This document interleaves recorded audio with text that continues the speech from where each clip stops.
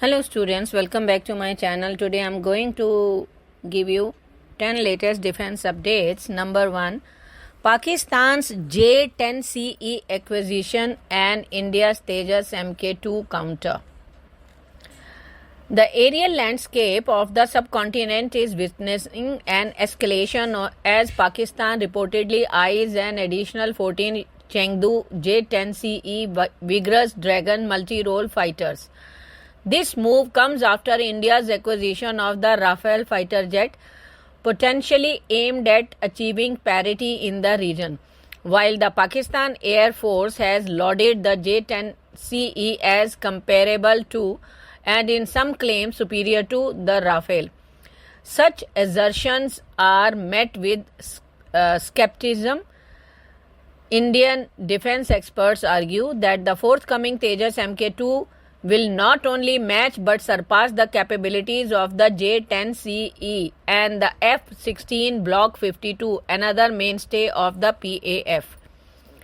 Next, Myanmar seeks IAF's help in securing airbase amid drone attacks. A high-level Indian Air Force delegation led by Assistant Chief of the Air Staff Intelligence Air Vice Marshal Ichettirayappa Kutappa VMVSM arrived in Nay Pyi Taw, Myanmar on May 13th for the 6th Myanmar Air Force Indian Air Force staff talks. This visit comes amidst a backdrop of increasing attack on Myanmar air bases by resistance group using drones, notably the strategically important Ai-Lar Air Base, which houses jet fighters, VIP transport planes, and other militant aircraft, has been targeted twice in recent months. Next, India's S-400 defense system remains formidable. A recent article claims that Pakistan's development of the Fateh-2 missile poses a new challenge to India's S-400 air defense system. While the Fateh-2's extended range does present a consideration, it's unlikely to significantly weaken the S-400's effectiveness. The S-400 Triumph system, acquired by India from Russia, represents one of the most advanced air defense systems globally. Its multi-layered defense capabilities are designed to engage a diverse range of aerial threats, including aircraft, drone, and ballistic missiles. Next, more Asian countries plan aircraft carriers. The race for naval supremacy in Asia is heating up as more countries join the fray, seeking to expand their maritime capabilities and enhance their strategic influence. While India and China have been the focal point of this competition, several other Asian nations are now entering the arena with ambitious aircraft carrier programs.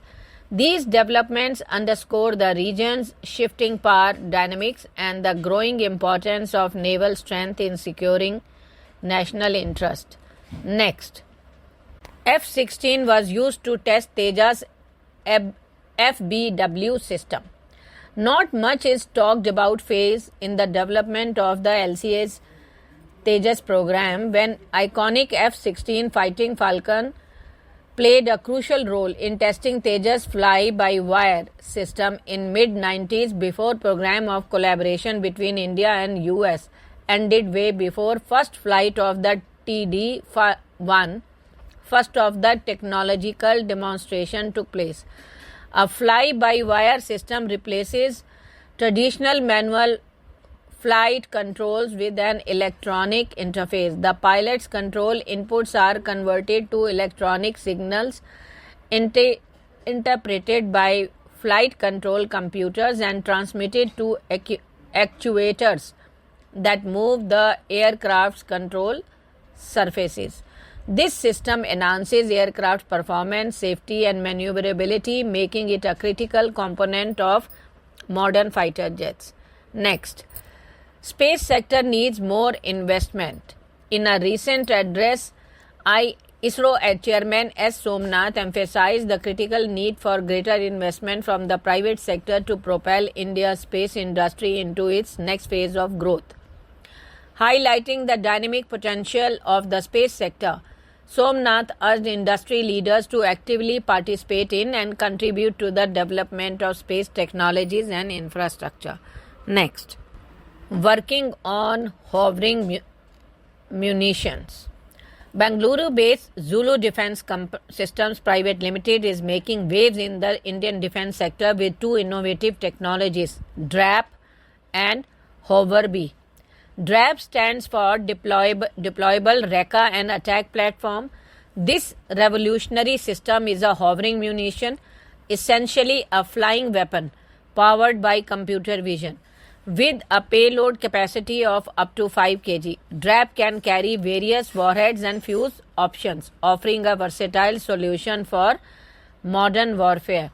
The computer vision guidance system suggests a high degree of autonomy and precision in target acquisitions and engagement. Whereas HOVR-B, a braking portable reconnaissance system, this innovative device can be launched and recovered using just the palm of the hand, making it ideal for swift deployment in critical situations.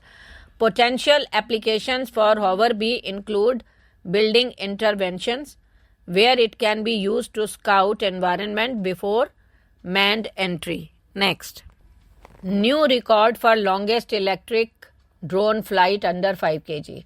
Hyderabad-based Jebu Intelligence System has etched its name in aviation history by setting a new Guinness World Record for the longest endurance electric-powered flight by a drone under 5 kg.